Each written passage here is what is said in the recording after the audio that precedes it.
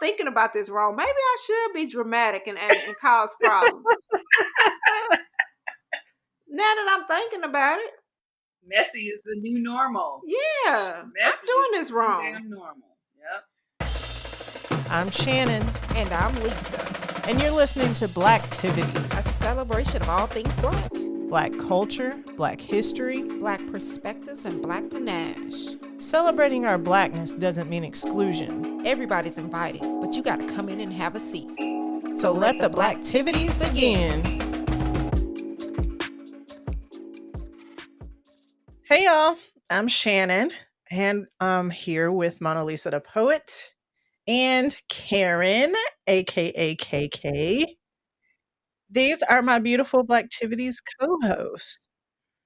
So y'all, I have a confession. What's up? Even though I know it's fake, and personally, I even feel like the storylines are stupid, I still watch a good bit of reality TV. Y'all watch reality TV? No, ma'am. I do. But I limit myself to 2. I don't watch all them new ones. I've cut back on it a little bit, but for me, it's like mindless television because my brain is going all day. So then when I get home and I just don't want to think about anything, I will watch reality TV. See, I don't. I went through my phase, don't get me wrong, when the Bad Girls Club first started out and it didn't seem so scripted, that's when I did it. But then after a while, I was just like, bruh, like, the disrespect that they doing, I would have ended up in jail. So that's how I knew it wasn't real, because they was just constantly like, I'm finna walk in the house. No, we finna go out to eat, we finna go clubbing. And then as soon as they walk in the house, they just start swinging on people like, and I'm like, baby, this is not real. I can't do this. I cut back on some of my shows, but I still do watch Love and Hip Hop Atlanta. I stopped. Ain't nowhere in the world I could be a Rashida. I'm sorry. I remember when Rashida used to make music, and I'd be like, dang. Right. But I have to say, it's funny though. My girls, when they come home from college, like here recently, it was over Thanksgiving break. They came home and we were all in the living room. They was like, we got to watch Baddies. And I was like, what's Baddies? And they was like, oh, they turned it on. My oldest daughter, her boyfriend was here. They even got him watching it. So all 3 of them telling me what's going on. And then it'll show them like on the little splinter party bus going to the club doing a show. And then it'll show them somebody throw up and then somebody fighting. And I'm just sitting here on the couch like disgusted. And then they sit here like, yeah, they should kick Rolly off the show. They should do this. And I'm sitting here like, what in the world is going on? Like, how do y'all, my hands start hurting. Yeah. I made up an excuse and went in my room, closed the door. I was like, I can't. Any show with Ray J, you can definitely tell is scripted. It's the hat. So where I get conflicted with these shows is the way that Black women are characterized on these shows. We are always being messy. We're always trying to fight. And that's what today's conversation is about. If you want to be part of this conversation and you're watching on YouTube, leave us a comment on this video. Or you can join us on Instagram. We are at Blacktivities Pod. We're on Facebook too, folks, but all of those links are in the show notes. And if we like what you said, we might talk about it on the show. KK, I know that you got some big facts on this. I do. What you got for us?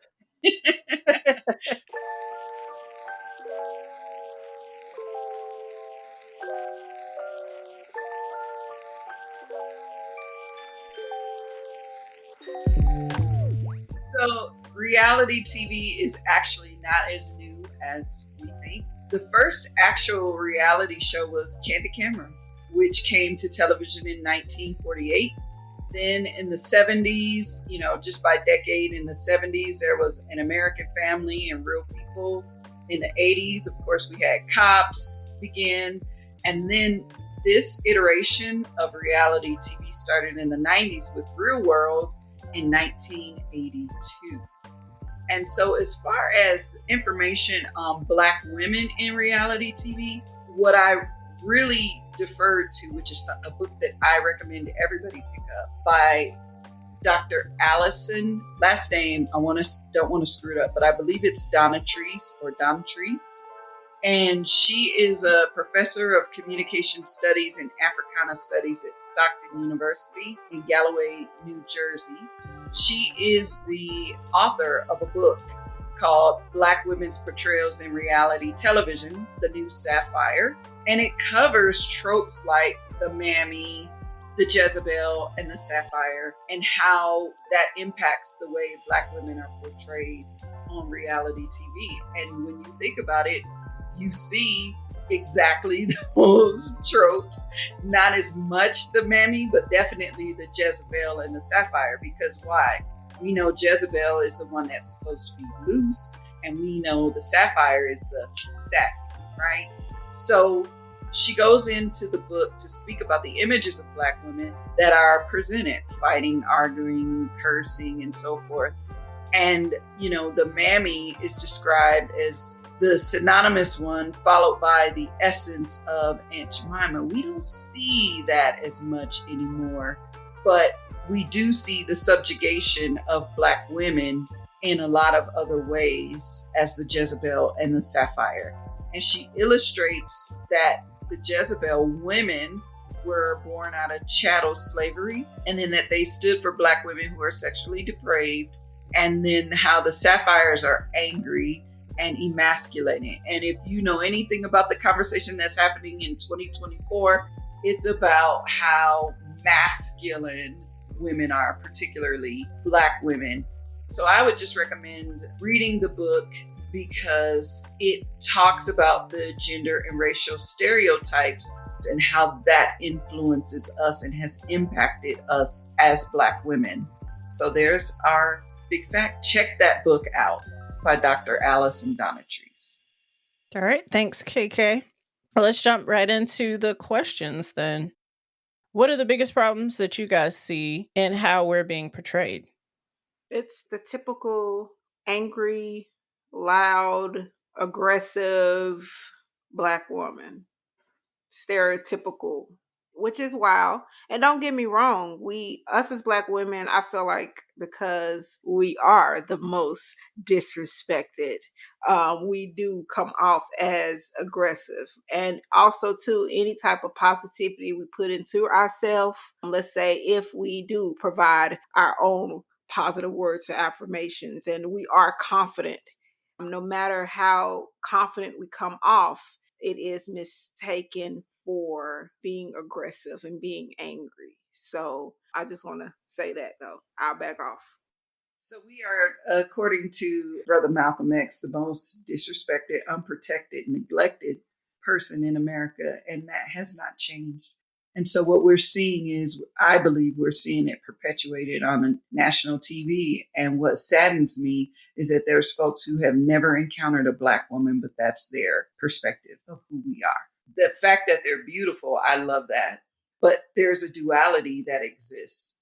I find that a lot of people who encounter me have an expectation, and then I enjoy not being that. But I also enjoy the duality of being a Black woman, because let me tell you, if I decide in a minute I'm going out with the girls and I'm going to have fun and a little twerk happens, that don't mean I'm not smart. That doesn't mean I'm not articulate. That just means I'm having a good time with the girls. It's just that simple. You mean you're not a Jezebel?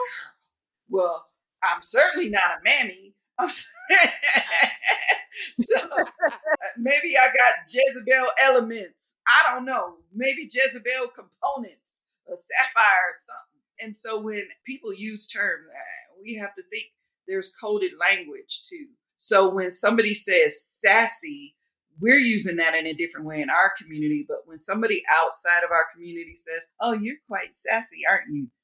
That is coded language. For maybe you shouldn't be saying what you're saying. Maybe you shouldn't be as outspoken as you are. And when it comes to our bodies, our hair, or how we show up in a space, we are not a monolith.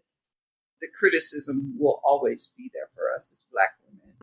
This is off script a little bit, but there was a whole issue on Love and Hip Hop Atlanta where Erica Mena got kicked off because she called Spice a black monkey. A blue monkey. Oh, a blue monkey. A blue monkey. What do y'all feel about that?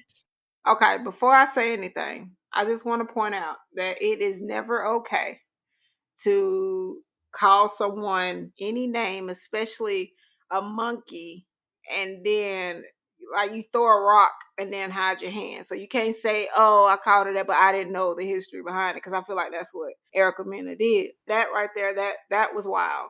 Even though I kept watching the replay, when people would share it, I didn't hear it. Did y'all hear her say it? Like, I heard her say it. did y'all say you did hear her say? Okay. So it's never okay to call someone that, especially when you are of a different ethnicity. But also, this may be out of pocket. I personally feel like she be do looking a hot mess. What's her name? Spice. Like, She look a hot mess. She be looking a hot mess sometimes. Now her music and what she put out, I have listened to some of it, and it is fire. It kind of like it's one of those like turn up types, but she look a hot mess. But it's never okay to call somebody out, even if you are angry. There's been times I've been angry at people, but internally, that is how she feel. And when someone gets angry, it's the same as a drunk man tell no tales. They gonna say what they say, and they gonna say how they feel. And Exactly. then her being counsel behind that, I agree with them. It's time for you to go sit down somewhere because she wasn't putting out any type of positivity anyway. I mean, if you think about it, if I stand correctly, if I'm incorrect, y'all correct me. She came out about because she was a side piece to DJ Envy, right? was she? Mm-hmm. Oh, I didn't realize that. Yes. So if I'm correct, so that's how she came about anyway, because she was a side piece. She knew DJ Envy is married. He's still married, but that's how she came about. So them counseling her, I mean, I'm all for that because again, like what positivity did Erica Mena put towards the reality TV? Do you think they just shouldn't have aired that part in the first place? From my understanding, they wasn't going to do it, but then they decided to because it had happened a long time ago. They had recorded other episodes after the fact. I don't watch that show, but they should have. Because if you're on a show exposing who you are, then you need to just do exactly that. Yeah. And she threw rocks and hit her hands, just like you said. She's allegedly Afro Latina, and now she's completely embracing being a Latina woman, which is fine. But the issue with it, and I've talked about this before, is the fact that you cannot call Black women animal references when we have been dehumanized so much. When we have been dehumanized, we have been called beasts and monkeys and savages as well. So that's why there's this part of me like, I love Meg's song Savage, but what's behind it, the history behind it, messes with my head a little bit. Because we have been referenced as those things. We've been referred to as savages, monkeys, beasts, all the things. And with that, it's problematic for her to say it, but it's also problematic if I said it. If I, as a Black woman, call another Black woman an animal reference, that's problematic. In this, it was meant as an insult. It was meant as a dig. She said what she needed to say, and she got canceled. I'm sure she's going to be back. Her brand is controversial, and it's worth investing. And that's what makes money. Is controversy. That's what makes money. That's what reality TV is all about. Is the most drama is what's going to bring the most money. I just want to say this. That little minute clip is all of Love and Hip Hop I've ever watched. Really? Ever. I have never. Mm-mm. So go ahead. I'm sorry. She has Black kids too, so she should have known better. Oh, so she Black by injection? Yeah, Definitely. Safari, her baby daddy. Yeah. Because I've heard people say they was Mexican by injection too. So I guess she Black by injection. Oh wow. How has reality TV and social media affected the next generation? They don't know. It's like that's what entertainment is, and that's it. And they live off of that. I personally feel like, I feel like reality TV is different from when it first started out because obviously the more drama, again, like I said, the more money. So that's what they're fixated on. Like there is not enough drama in documentaries and history and all of the other stuff. Like that's boring to them. So it's I feel like they're missing out. That's entertainment now. You feel like young black girls try to emulate that and they like think that it's okay to act like that in real life? Mm-hmm. I bet right now, if we was to go and create a bad girls club of a city near you, think of how many young girls will show up just to be a part of it. Yeah. And put on a show to try to get on the show. Yes. And then let's say if we created an organization where we're shedding light and providing resources to black young women, you think that'd be the same turnout? Definitely not. And it certainly wouldn't be funded in the same way. Exactly. That's much more important. Again, monetary.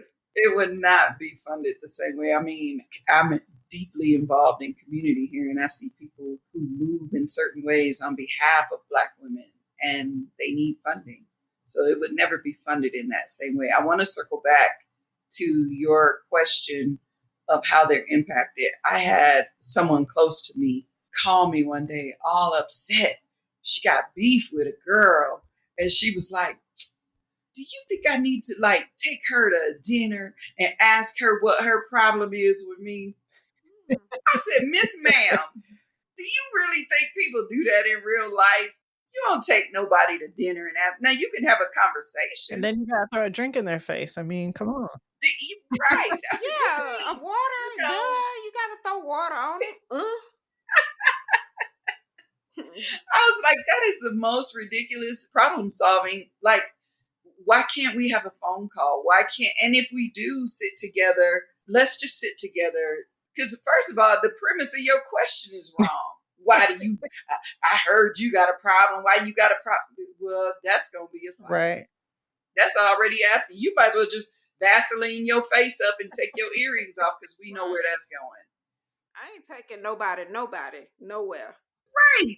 I'm going to find out why she got a problem. Y'all, what? So yes, it does impact because I mean it's not as kind of the world has never been kind, but it certainly is not as kind of a world when it comes to our interactions. Customer service is already shitty everywhere you go, but this right here, the way we interact, and I've seen things with parents and elders and grandparents that are just hideous and atrocious and would never happen now. I'm not saying they're perfect, but people don't interact with each other well at all. First of all, as an adult with 3 children and bills, I can give 2 shits on how you feel. But if that relationship and how you feel it means a lot to me, is important. Whenever whatever happened, when it happened, we would have had a conversation right then and there. Even if I did something, I'm still going to make sure as an adult, a respectful adult, I give you the floor, the way you can voice that opinion, and we squash it right then and there. So that it is different. People don't look at it like that. They want to have that attention. They want to make Facebook posts. They want, go live. Oh, that irritates me when people go live. Don't get me wrong. I give them the floor when they go live because I'm nosy. But I just be sitting here like, ooh, child, y'all is messy. But that's not doing it. Because that's making it bigger than what the situation actually is. And when you kind of figure out exactly what that situation is, you just sit here, y'all just wasted all of this time. Y'all could have just talked about it and been on doing something bigger and better. But again, they want that attention. That's what it's about. That attention brings them, you make money off of it. Maybe I'm thinking about this wrong. Maybe I should be dramatic and cause problems. Now that I'm thinking about it. Messy is the new normal. Yeah. Messy I'm doing is this the wrong. new damn normal. Yep. I think we should be on here fighting. Because I don't like you anyway. I meant to tell you. I'm going to just let you know that I got a problem with your eyebrows. I sat here and tried to draw my eyebrows on. Eyebrows. Right. I was trying to do mine like yours, and I can't do mine like yours because I can't fill them in right. I got a problem with people that wear eyelashes because I've shared this on plenty episodes before that when I tried to do my own eyelashes, I glued my eyes shut twice with the glue because I put too much glue on there. So now what? Who gonna come for me, make a live, boom, tag me? And that's all you need to do. Now what? Well, and we gonna have to go at it because I don't even use eyelashes. I don't know how to put on eyelashes, and I'm gonna hate on anybody who even Right. attempted to do. Right. So let's put it out there. Now what? Yes, Y'all trying to get us some But let's fight. followers. right. Right. Y'all see how stupid that sound? Bless y'all heart. Go ahead. Reality TV doesn't show any signs of going anywhere. So, like, what would have to be changed to make you watch it? The current people that are on reality TV showing them doing positive things, in which they do have the college, what is that? College Hill.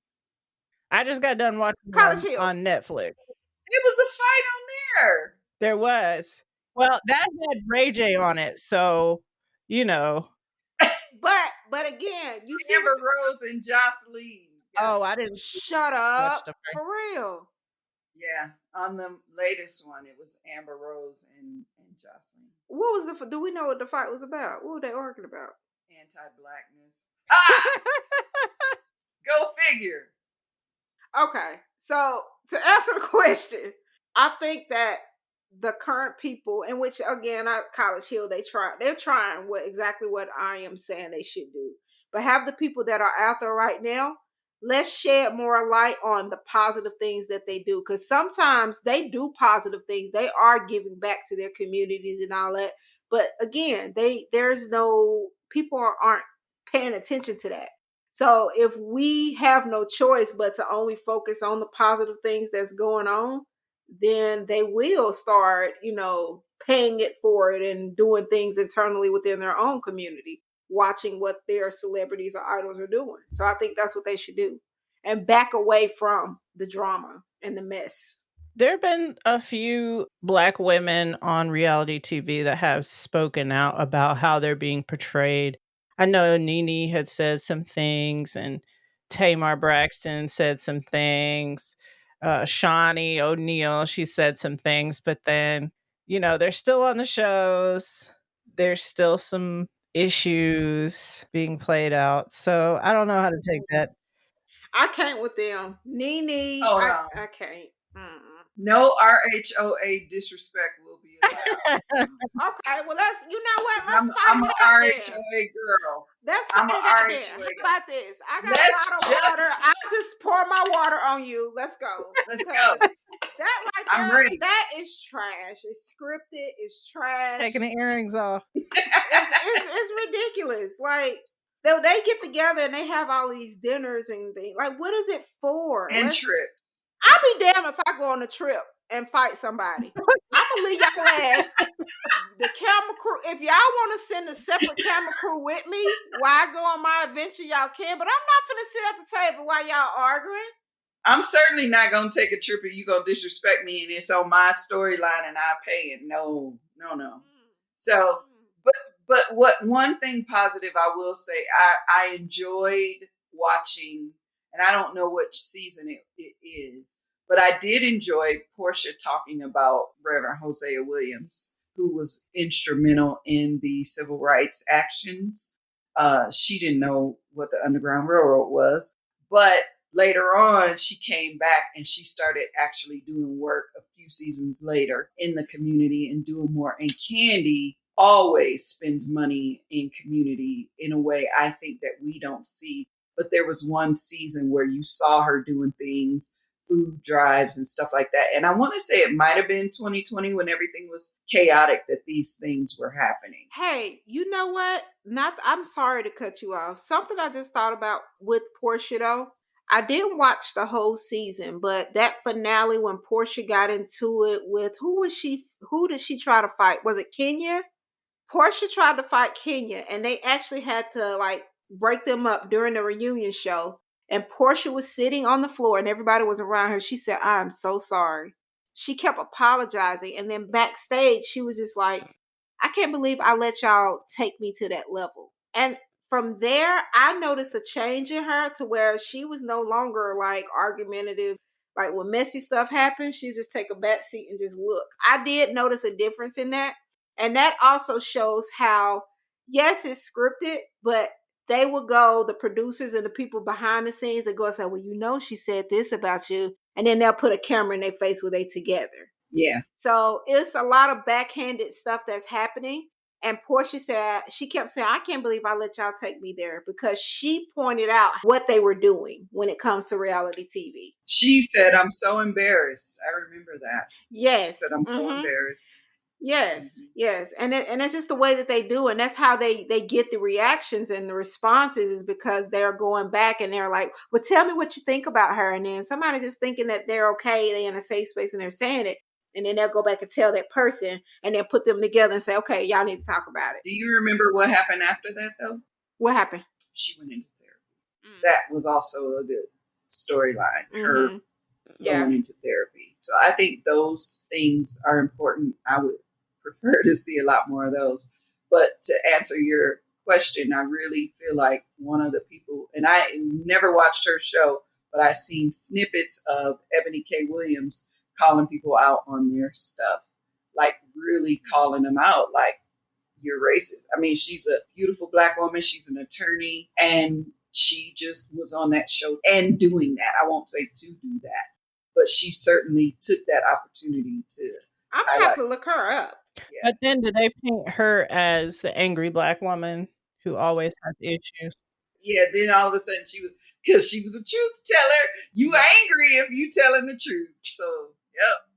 I think that life has enough problems that would be entertaining and relatable. So I would like to see these people's actual reality and actual issues that they're facing, because I feel like that would be relatable, because then people would see these are celebrities, but they're going through the same thing that I'm going through.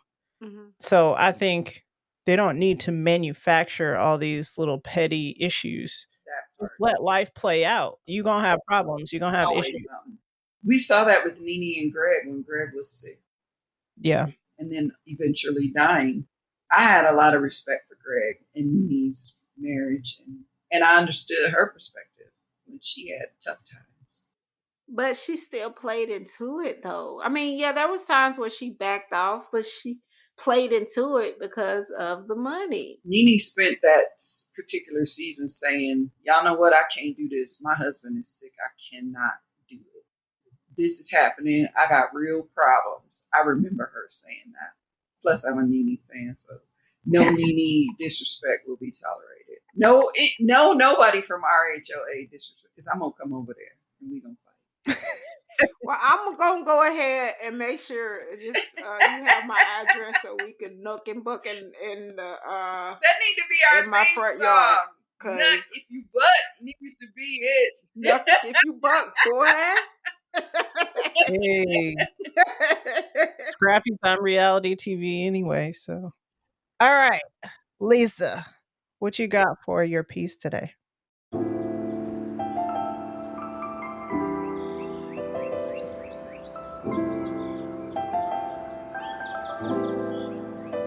This one right here is wild. It's kind of short, but bear with me though, because I mean it's pretty dope. This one is called Simple as TV Shit. If you want real reality, give us a chance to tell a story. A true story about suppressed dreams made into a reality. Like being handed a college degree, successfully communicating feelings to a spouse, and how positive affirmations float into a spill from lips and afloat about like music notes in our ears. See, it goes above our heads and slides into our auricles. See, that's real entertainment.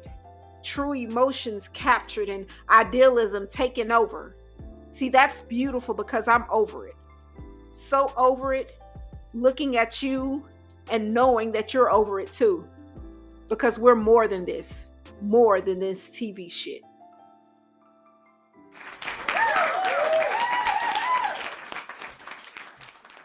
And that's another thing I want to share with everybody too. Like, Just remember that it's just a part of entertainment, but also remember that they're making money off of us, especially Black women. Of all the reality TV shows they have, think about it. I mean, it's not only Black women, but it's women in general. So we want to make sure that, yeah, drama is fun, it's entertaining, but also too, we need to make sure that we're gaining that respect and we're demanding that respect as well. Don't sell your soul just for money. Like, it's ridiculous. Our grandmamas didn't struggle. Our great grandmamas didn't struggle just for us to be sitting here looking like trash on TV. That sounds like your call to the culture. Yes. Oh, yes, sir. I'm sorry. It hit me.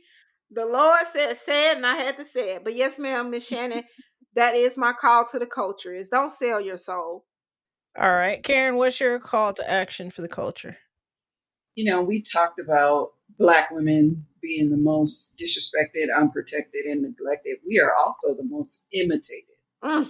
And our image is a commodity. And so we need to own it.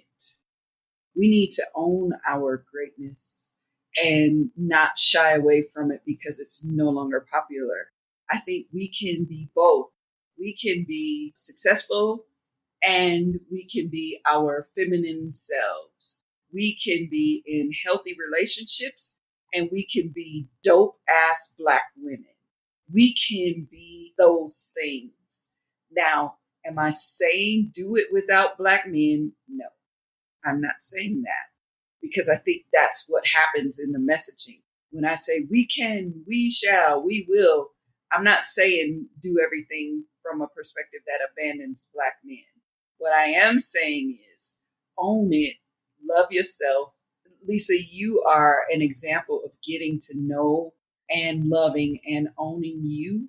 And I think that is another call to action for me here in this space today, because I want to make sure that own your greatness, own your weakness, be the best iteration of yourself, and just not let anybody tell you that it's not good enough. You can be it and know that somebody is watching you who wants to be you. Mm. I'm calling the culture to demand more authentic and multifaceted representation of Black women. We have lots of different facets to who we are, and we have to support the stuff where they do this, like Blacktivities. I'm just saying. I said what I said. I'm also calling the culture to go ahead and click that plus button in Apple Podcast or that subscribe button in YouTube, and then share this episode with somebody that you think is going to enjoy it too. Until we meet again. King and queens keep doing big things. Hey, let's go.